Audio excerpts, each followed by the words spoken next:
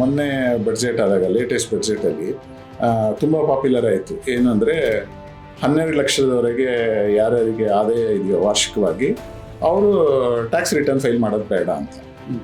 So ನಮ್ಮ ಹತ್ರ ಒಂದಷ್ಟು ಜನ ಕೇಳಿದ್ರು, ಹಾಗಾದರೆ ನಾವಿನ್ನು ರಿಟರ್ನ್ ಫೈಲ್ ಮಾಡೋದು ಬೇಡವಾ ಅಂತ. ಸೊ ಅದರಲ್ಲಿ 2 ವಿಚಾರ. ಒಂದು, ರಿಟರ್ನ್ ಯಾವಾಗ ಫೈಲ್ ಮಾಡಬೇಕು, ಟ್ಯಾಕ್ಸ್ ಯಾವಾಗ ಕಟ್ಟಬೇಕು ಅಂತ. ಇನ್ಕಮ್ ಟ್ಯಾಕ್ಸ್ನಲ್ಲಿ ಒಂದು ಬೇಸಿಕ್ ಎಕ್ಸಂಪ್ಷನ್ ಲಿಮಿಟ್ ಅಂತ ಕೊಟ್ಟಿದ್ದಾರೆ. ಅಂದರೆ ಅದರಲ್ಲಿ 2 ವಿಚಾರ ಇದೆ. ಒಂದು ಓಲ್ಡ್ ಟ್ಯಾಕ್ಸ್ ರಿಜಿಮು, ಇನ್ನೊಂದು ನ್ಯೂ ಟ್ಯಾಕ್ಸ್ ರಿಜಿಮ್ ಅಂತ. ಈ ನ್ಯೂ ಟ್ಯಾಕ್ಸ್ ರಿಜಿಮ್ನಲ್ಲಿ ವಾರ್ಷಿಕ 4 ಲಕ್ಷ ಇನ್ಕಮ್ ಯಾರ್ಯಾರಿಗಿದೆಯೋ ಅವರು ಇನ್ಕಮ್ ಟ್ಯಾಕ್ಸ್ ರಿಟರ್ನ್ ಫೈಲ್ ಮಾಡೋ ಅಗತ್ಯ ಇಲ್ಲ.